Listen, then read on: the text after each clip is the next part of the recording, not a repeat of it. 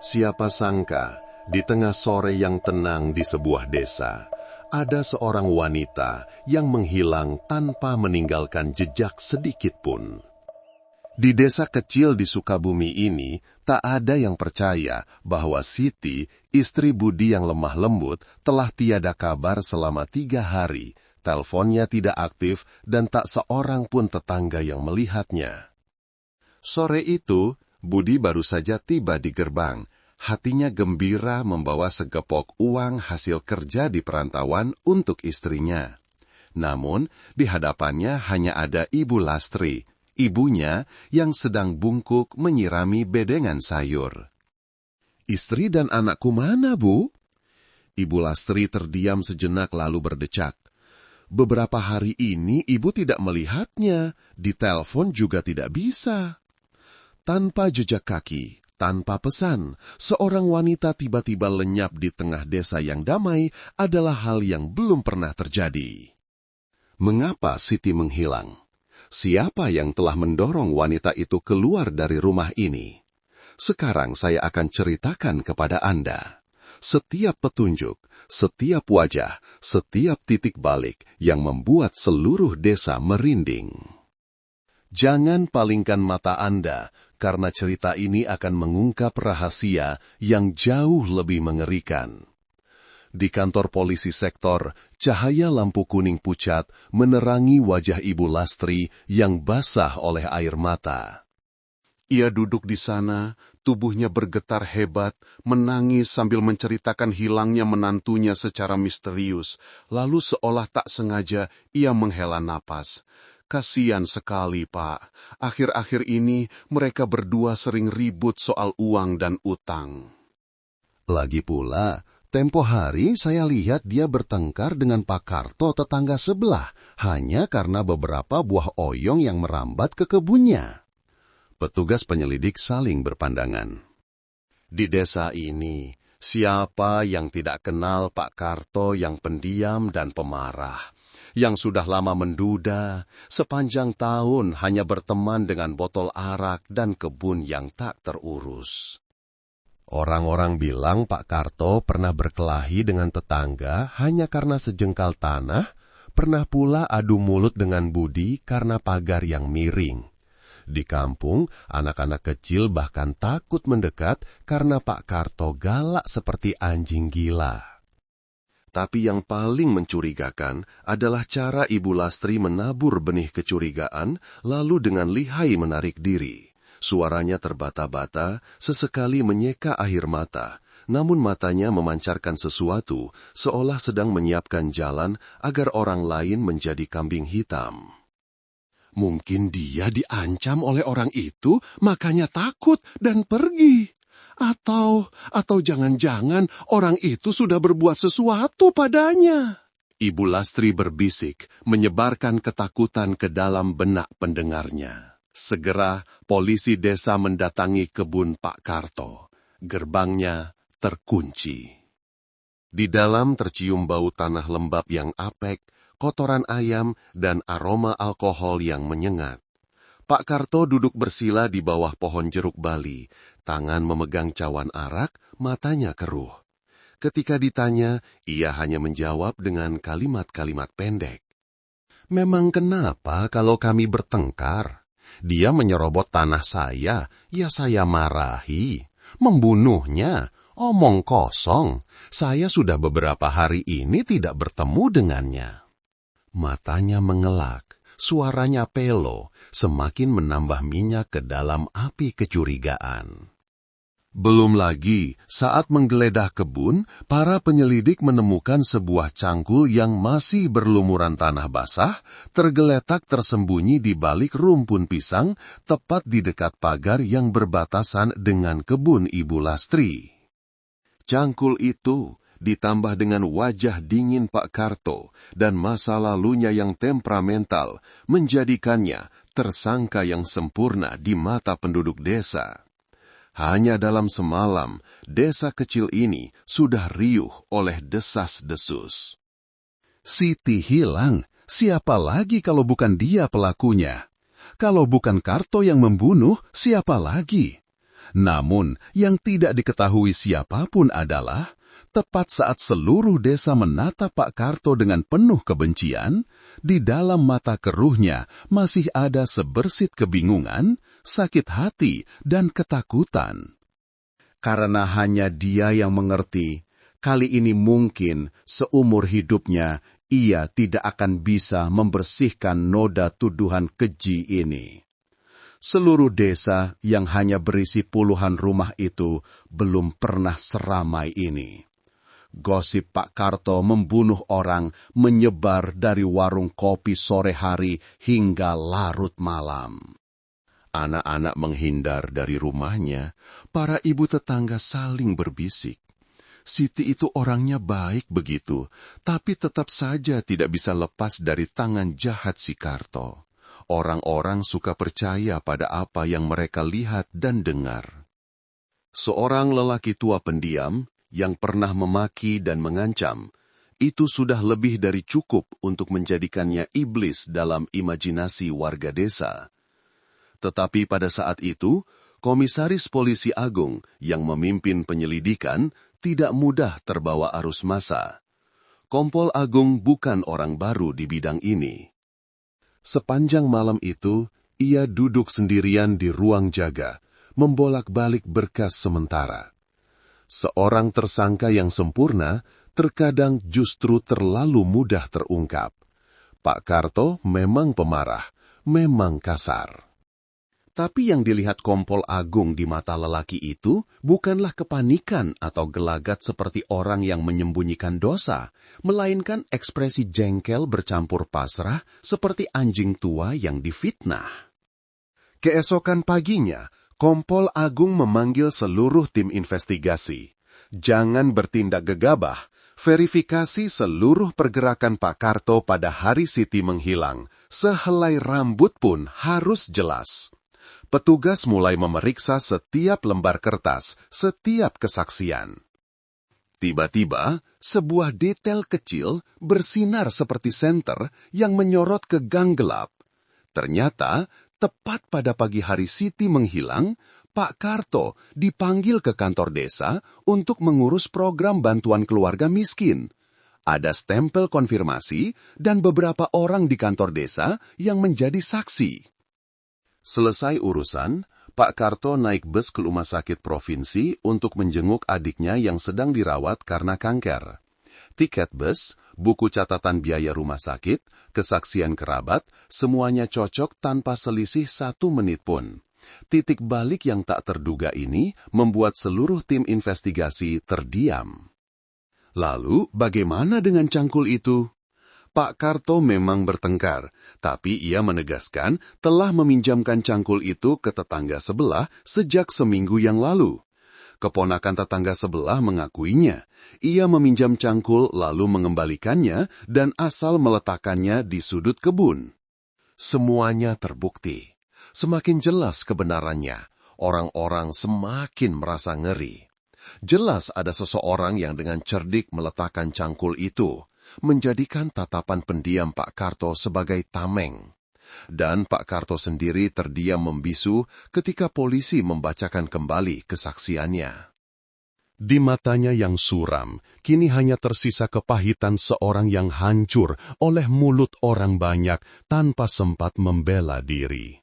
Seluruh desa kembali riuh dengan gelombang gosip baru. Kalau begitu, siapa yang membunuh Siti? Masa Pak Karto difitnah? Titik balik pertama ini telah mendorong kasus ini ke jalan buntu. Kompol Agung tidak bisa tidur nyenyak. Di kepalanya saat ini hanya ada satu pikiran. Jika Pak Karto bukan pelakunya, lalu siapa yang merancang drama kejahatan ini? Siapa yang cukup dekat dengan keluarga korban untuk mengubah cangkil tak berdosa menjadi barang bukti mematikan? Dan yang terpenting, siapa yang paling diuntungkan dengan menuduhkan pembunuhan kepada seorang duda tua yang kesepian? Kasus berbelok tajam Pak Karto terbukti tidak bersalah, tetapi kebenaran seolah lolos begitu saja dari genggaman. Kompol Agung duduk di ruang kerjanya, menatap papan skema hubungan yang rumit, namun masih merasa ada sesuatu yang kurang. Seorang tersangka yang begitu jelas seperti Pak Karto saja bisa diatur sedemikian rupa, maka dalang di baliknya pasti tidak sederhana. Pertanyaan terbesar sekarang, siapa orang yang paling dekat dengan Siti? Siapa yang paling tahu jadwal, hubungan, dan kebiasaannya? Jawabannya, kembali ke rumah itu sendiri, Budi, suami korban. Awalnya, Budi dianggap sebagai korban kedua, suami yang menderita, kehilangan istri, hatinya bagai terbakar api. Tetapi semakin cermat dilihat, lubang-lubang dalam kesaksiannya semakin terlihat. Konfrontasi di kantor polisi dimulai dengan sebuah detail yang terdengar sepele, namun justru mengurai benang kusut. Saat membuat laporan awal, Budi sama sekali tidak menyinggung soal uang 80 juta rupiah yang baru saja ia kirimkan untuk istrinya. "Kenapa kamu tidak menjelaskan soal uang itu?" Kompol Agung bertanya langsung. Wajah Budi memucat, ia tergagap menjelaskan.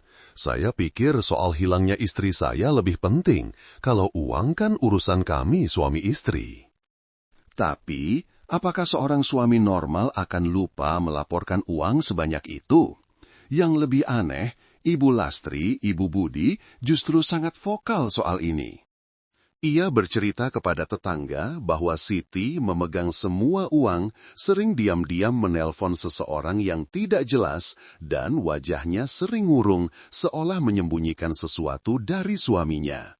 Potongan-potongan teka-teki mulai menyatu. Penduduk desa mulai berbisik, suaminya kirim uang, dia malah menyembunyikannya. Apa dia selingkuh? Atau Budi tahu istrinya punya pria idaman lain, makanya nekat? Di tengah situasi itu, seolah menuang bensin ke api, seorang kerabat jauh yang sedang mabuk di warung ujung desa tiba-tiba nyeletuk. Si Budi itu kerja di Jakarta, tapi katanya punya pacar di sana. Istrinya tahu, makanya mereka bertengkar. Ucapan setengah bercanda itu menyebar lebih cepat dari angin. Tiba-tiba, suami yang tampak baik hati itu menjadi tersangka pembunuhan istri karena uang, karena cinta, dan karena tidak ingin perselingkuhannya terbongkar. Namun, hal yang paling menghantui justru ada di dalam tatapan Ibu Lastri.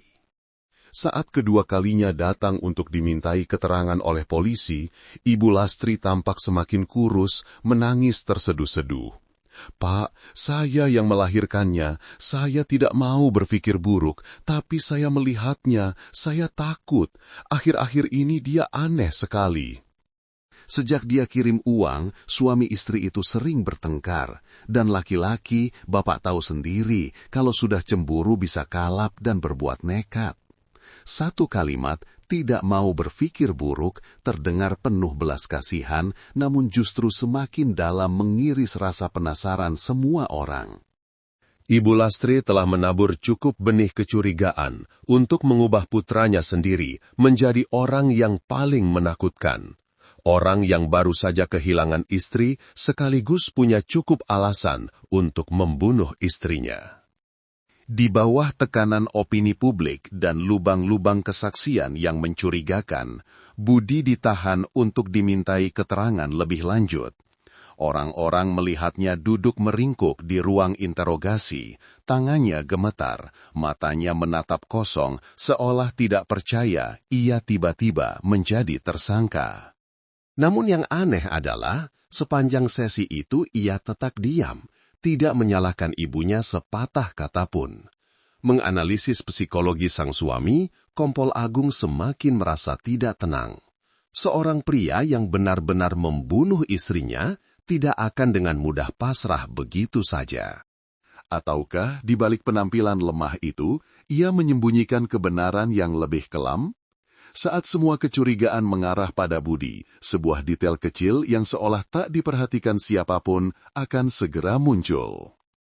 Detail itulah yang akan membuktikan ia tidak bersalah dan menyingkap hantu yang sebenarnya berada di balik semua ini. Seluruh desa kembali riuh. Ada yang kasihan pada nasib malang Budi, ada yang berbisik-bisik. Pasti dia benar-benar membunuh istrinya. Laki-laki kalau banyak uang dan banyak perempuan, salah bicara sedikit saja bisa celaka. Kompol Agung tidak membiarkan dirinya percaya pada omongan orang. Bertahun-tahun menangani kasus, ia paham betul bahwa gosip terkadang adalah tirai terbaik untuk menyembunyikan sebuah rekayasa, dan naluri profesinya mendorongnya untuk sekali lagi menelisik hubungan terakhir korban. Untuk mengetahui apa yang paling ditakuti seorang wanita, carilah orang yang paling ia percayai untuk mencurahkan isi hatinya. Kompol Agung diam-diam memerintahkan periksa seluruh riwayat panggilan teleponnya, terutama seminggu terakhir sebelum menghilang. Tim teknis menatap tajam deretan angka dan kemudian mereka berhenti pada satu nomor telepon yang familiar.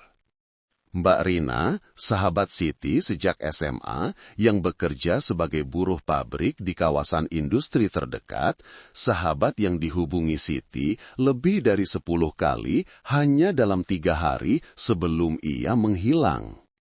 Sore itu, di sebuah kamar kos yang lembab, Mbak Rina menyambut para penyelidik dengan tatapan yang campur aduk antara takut dan lelah.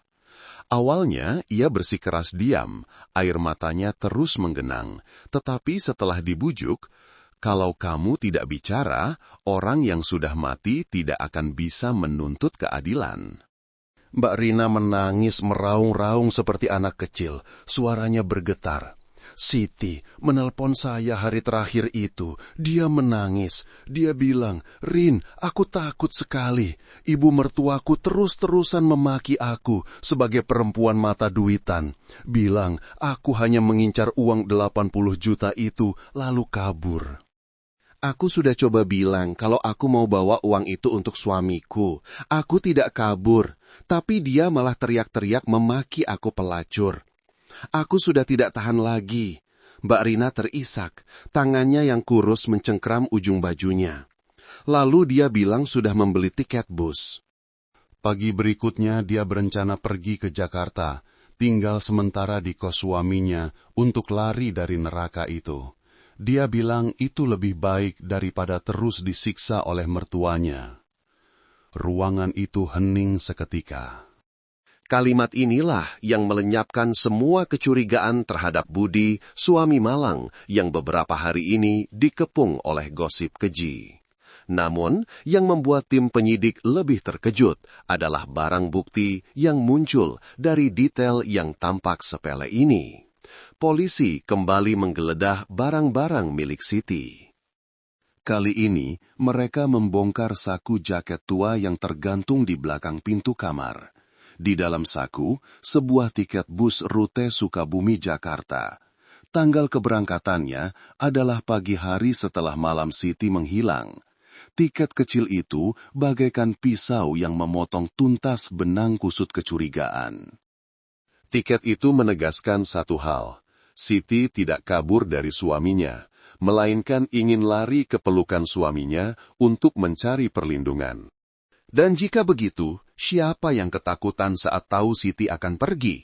Siapa yang siap bertindak sebelum ia sempat meninggalkan rumah itu? Menganalisis psikologi Ibu Lastri, Kompol Agung seolah melihat seluruh tirai kebohongan runtuh. Ibu tua yang selama beberapa hari ini menangis meratap, mengarang berbagai cerita tentang menantu yang licik, tentang anak laki-laki yang durhaka. Tapi sebenarnya, di balik mata merahnya, ada watak yang dingin dan perhitungan yang menakutkan.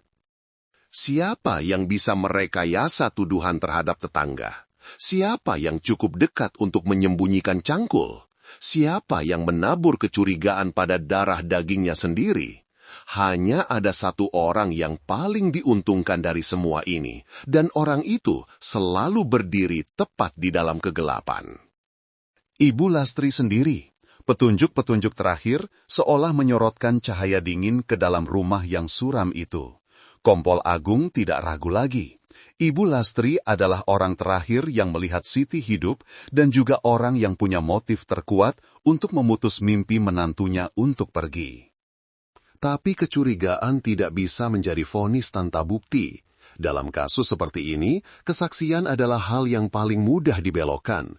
Hanya ilmu forensik yang bisa menyingkap apa yang manusia ingin sembunyikan sedalam-dalamnya. Malam itu, seluruh tim kembali ke dapur rumah Ibu Lastri dengan senyap. Sebuah senter, beberapa botol luminol, dan langkah kaki yang ringan seperti kucing.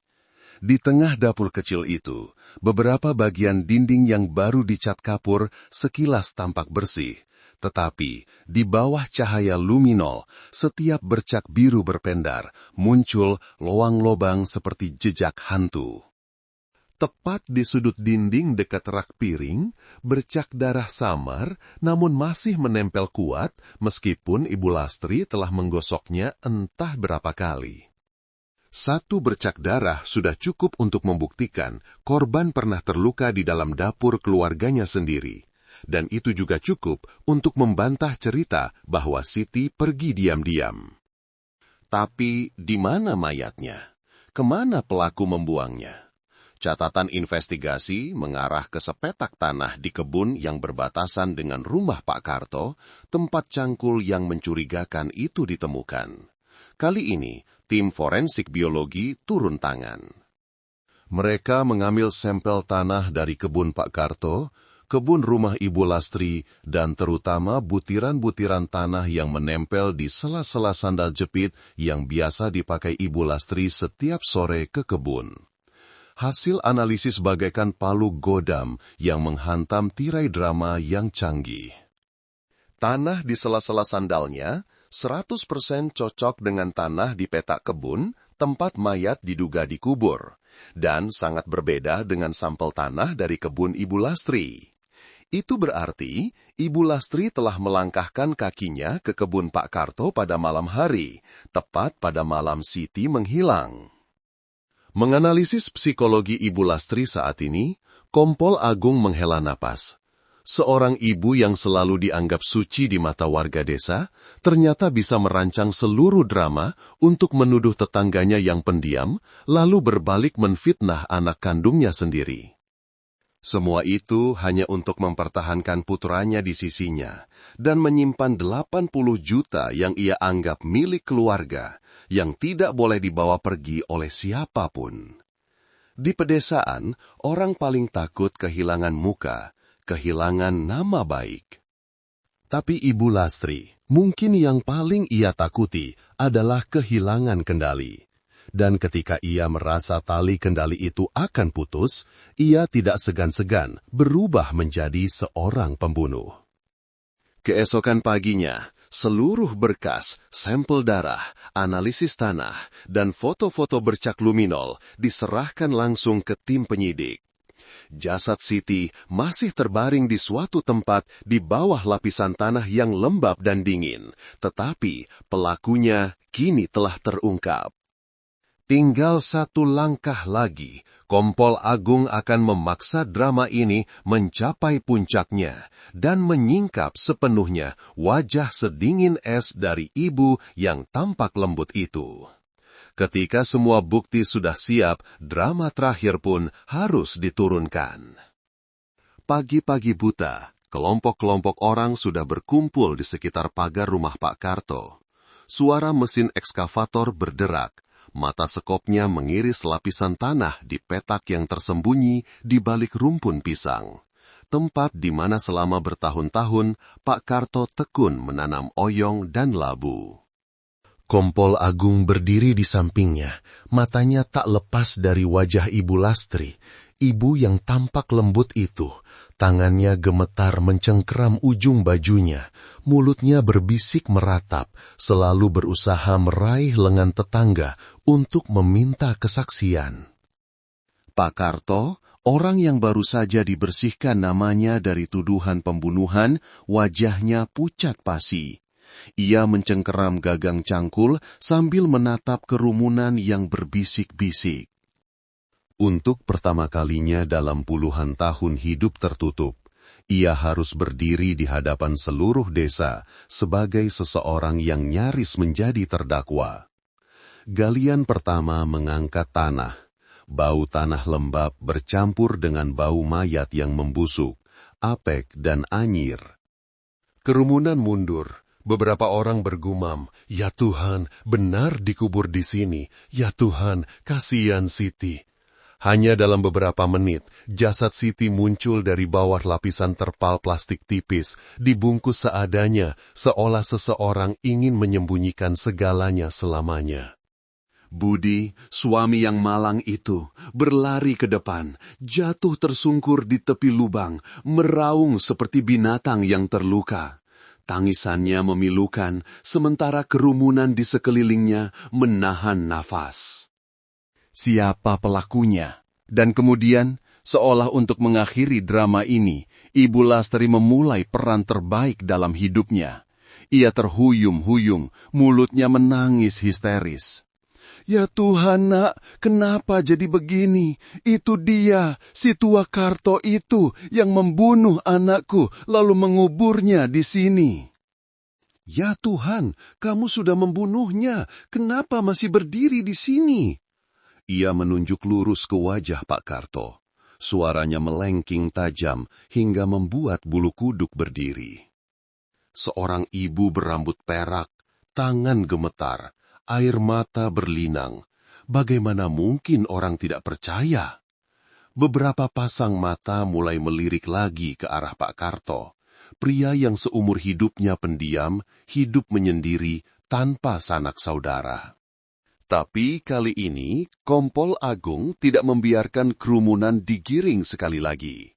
Ia dengan tenang membentangkan setiap foto, bercak darah di bawah cahaya luminol, sampel tanah dari analisis mikroba, lembaran-lembaran laporan dengan tanda tangan yang masih basah. Semuanya merobek topeng lembut yang telah dipakai Ibu Lastri begitu lama. Di matanya terlintas sekejap rasa kaget, lalu lenyap secepat kilat. Yang tersisa hanyalah wajah pucat pasi dan tangan kurus yang masih mencoba mencengkram ujung baju, memainkan sisa drama ibu yang menangisi anaknya. Tapi kali ini tidak ada lagi yang percaya. Kebenaran dari dalam tanah telah terungkap. Drama sempurna untuk menuduh tetangga yang secara tidak langsung juga mencekik putranya sendiri, akhirnya runtuh hanya karena butiran-butiran tanah kecil yang menempel di sela-sela sandal karena cahaya biru luminol yang menyakitkan mata. Tapi ini belum berakhir. Sekarang juga, Kompol Agung akan berhadapan langsung dengan wajah asli Ibu Lastri yang dingin di ruang interogasi. Sebuah pengakuan yang akan membuat siapapun yang mendengarnya merinding. Ruang interogasi malam itu hening mencekik. Jarum jam berdetak, menyorot jelas wajah Ibu Lastri. Wanita yang separuh hidupnya dihabiskan di pasar dan sawah itu, kini duduk terkulai di tepi meja yang dingin, rambut peraknya tergerai di bahu, matanya bengkak. Tapi anehnya, tatapan gemetar yang biasa ia tunjukkan telah hilang, digantikan oleh keheningan yang menakutkan. Kompol Agung meletakkan setiap bukti di atas meja, foto bercak darah di bawah ubin dapur, sampel tanah yang cocok dengan sandalnya, tiket bus yang masih berbau kertas lembab. Tidak ada yang memaksa, hanya ada kebenaran yang terpapar dingin seperti embun malam yang menebal di jendela kecil. Ibu Lastri mengangkat wajahnya. Untuk pertama kalinya, wajahnya tidak basah oleh air mata. Suaranya pun tidak lagi bergetar seperti saat meratap di depan warga desa. Suaranya datar, sebuah ketenangan yang lebih dingin dari sumpah serapah. "Ya, saya yang membunuhnya." Ia berkata seolah sedang menceritakan cara merebus air. "Siti mau membawa uang itu pergi. Dia mau ikut si Budi ke Jakarta, lalu suatu hari nanti dia akan meninggalkan anak saya, membawa anak saya pergi bersamanya. Lalu apa yang tersisa untuk saya?" Suaranya kering, setiap kata yang keluar seolah menusuk jantung siapapun yang duduk di hadapannya. Ia bercerita sore itu, Ia menguping pembicaraan Siti di telepon dengan temannya, mengatakan bahwa besok pagi ia akan naik bus ke kota untuk tinggal di kos bersama suaminya, lari dari neraka ini. Bagi Ibu Lastri, itu bukan sekadar kepergian. Itu adalah sebuah pengkhianatan yang merampas putra yang seumur hidup ia genggam erat. Uang 80 juta itu hanyalah tetes terakhir yang membuatnya melihat menantunya sebagai seorang penitu yang menelan habis apa yang ia anggap miliknya. Lalu ia tersenyum sinis, suaranya melambat. Saya ambil ulekan, dia sedang membelakangi saya pukul sekali, lalu saya cekik. Dia lemah, matinya cepat, tidak sempat menangis, tidak sempat memanggil siapa-siapa. Saat bercerita, ia menangkupkan tangannya di atas meja, kuku-kukunya mengetuk permukaan kayu seolah mengenang setiap detail kemenangannya. Ibu itu tidak meneteskan setetes pun air mata penyesalan. Tapi yang paling menakutkan adalah cara ia merekayasa semuanya menjadi sebuah drama yang sempurna. Ia dengan gemetar menabur kecurigaan pada Pak Karto, tetangga yang paling mudah dibenci.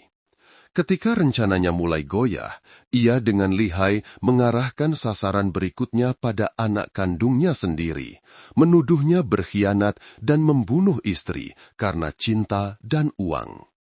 Malam itu, pengakuan dosa itu dicatat dalam berkas sebagai sebuah dakwaan yang dingin. Ibu Lastri tidak meraung-raung seperti yang dibayangkan orang tentang seorang pembunuh. Ia hanya menatap ke atas, suaranya lirih. Saya tidak menyesal. Lebih baik dia mati daripada Budi ikut dengannya. Saya membesarkannya bertahun-tahun, mana bisa saya biarkan dia diambil begitu saja. Di luar ruang interogasi, Budi berdiri mematung. Suami malang yang baru saja kehilangan istri, kini harus menyaksikan ibunya, orang yang ia percayai selembut tanah, berubah menjadi pembunuh berdarah dingin. Kasus ditutup. Lembaran dakwaan, laporan forensik, pengakuan dingin itu dijilid rapi dan disimpan di laci arsip. Tetapi tragedi yang sebenarnya tidak semudah itu ditutup seperti pintu ruang interogasi yang terbanting di belakang Ibu Lastri. Budi, pria yang pernah dengan antusias membawa segepok uang untuk istrinya, kini menjadi orang yang kehilangan segalanya. Ia kehilangan istri, teman hidup yang berjanji akan menyusulnya ke Jakarta untuk memulai hidup baru, lari dari neraka yang penuh caci maki. Ia juga kehilangan ibu, orang yang dengan tangannya sendiri telah menghancurkan rumah tangganya dengan cinta yang bengkok, penuh perhitungan dan rasa memiliki. Orang bilang kehilangan karena kematian itu menyakitkan, tetapi kehilangan karena kebenaran kotor yang terungkap dari orang terdekat adalah siksaan yang paling abadi. Sejak Ibu Lastri ditangkap, rumah itu tak lagi berpenghuni. Hanya tersisa pintu kayu yang renggang. Suara kucing liar di malam hari seolah membangkitkan kepingan kenangan pahit yang tak berani Budi sentuh. Pak Karto, tetangga pendiam yang nyaris menjadi terdakwa, memang dibersihkan namanya di mata hukum, tetapi tidak akan pernah sepenuhnya bersih di mulut tetangga. Anak-anak di desa masih menatapnya dengan pandangan curiga.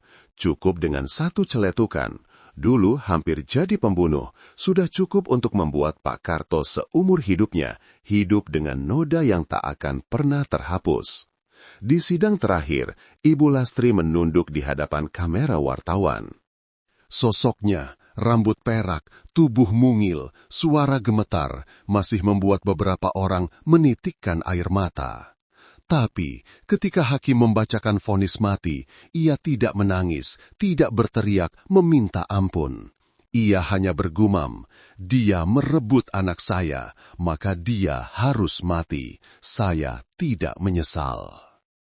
Kalimat itu terdengar lebih dingin dari vonis manapun. Karena itu tidak hanya mengungkap sebuah kejahatan berdarah dingin, tetapi juga mengupas sisi gelap dari hubungan keluarga yang tampak erat, namun sebenarnya tercekik oleh egoisme dan kontrol. Kasus ditutup, vonis mati dijatuhkan, tetapi pertanyaan-pertanyaan pedih masih melayang di udara seperti asap yang menempel di genting rumah pedesaan. Orang-orang masih bertanya-tanya, apa yang mengubah seorang ibu yang oleh tetangga disebut pekerja keras menjadi pembunuh berdarah dingin, yang tega merenggut nyawa menantunya hanya karena takut kehilangan kendali atas putranya? Apakah cinta, ketika diwarnai oleh egoisme dan kecemburuan, juga bisa menjadi pisau pembunuh yang paling menakutkan? Orang-orang menyalahkan Ibu Lastri tentu saja, tetapi kita juga harus bertanya pada diri sendiri, jika tidak ada seorang budi yang terlalu lemah, terlalu pasrah, apakah tragedi itu akan meledak sedahsyat itu? Jauh di lubuk hati, tragedi ini adalah cerminan bagi banyak keluarga di luar sana. Berapa banyak orang yang masih menipu diri sendiri? Ibu kan selalu sayang anak. Ibu tidak akan pernah menyakiti rumah tangga kalian. Tetapi cinta semacam itu, jika melewati batas, akan berubah menjadi cinta beracun, kepemilikan yang toksik. Pagar kawat berduri yang melilit dan menyedot energi setiap anggota keluarga. Di suatu tempat masih ada menantu-menantu seperti Siti yang diam, menahan diri, berharap, lalu putus asa. Masih ada suami-suami seperti Budi yang berpikir diam adalah cara menjaga kedamaian, tanpa tahu bahwa kebisuan itulah pisau paling tajam, yang secara tidak langsung mendorong orang yang ia cintai ke dalam tragedi. Pertanyaan untuk Anda yang mendengar cerita ini. Di mana batas antara perhatian dan kontrol? Jika Anda hidup dalam hubungan keluarga yang beracun, beranikah Anda bersuara untuk menyelamatkan diri, atau akan menunggu sampai tragedi meledak? Dan jika Anda berada di posisi Budi, di antara dua sisi, bakti pada orang tua dan kebahagiaan pribadi, akankah Anda memilih diam atau melindungi orang yang Anda cintai? Akhir kata, saya harap ketika Anda menutup cerita ini, jangan hanya melihatnya sebagai sebuah kasus kriminal yang mengguncang desa. Lihatlah ini sebagai lonceng peringatan. Ikatan keluarga, jika tanpa batas, jika tanpa rasa saling menghormati, cepat atau lambat akan menjadi tumpukan abu yang melahap semua hal terindah. Jika Anda pernah mengalami hal serupa, ceritakan di bawah. Mungkin cerita Anda bisa menyelamatkan seseorang yang sedang terjebak dalam cinta penuh cakar yang tidak berani mereka tinggalkan. Terima kasih telah mengikuti cerita ini hingga akhir. Bagikan jika Anda merasa ini adalah pelajaran yang perlu didengar, agar tidak ada lagi istri yang harus membeli tiket bus lalu menghilang selamanya di bawah tanah yang dingin. Teman-teman semua, kalian lagi nonton atau dengerin dari kota mana aja nih? Coba tulis di kolom komentar ya. Aku seneng banget bisa tahu kalian dari mana asalnya. Ngomong-ngomong soal cerita barusan, gimana menurut kalian? Apakah cukup seru, menegangkan, atau mungkin ada bagian yang paling kalian suka? Aku penasaran banget sama pendapat kalian. Apapun pendapat kalian, aku mau mendoakan semoga teman-teman semua dimanapun berada selalu diberikan kesehatan, keselamatan, dan kedamaian. Jaga diri baik-baik ya. Dan terakhir, kalau di antara kalian ada yang punya cerita menarik atau pengalaman pribadi yang ingin dibagikan, jangan ragu-ragu ya. Kalian bisa ceritakan di kolom komentar atau kirim langsung ke aku. Siapa tahu cerita kalian bisa jadi inspirasi buat kita semua.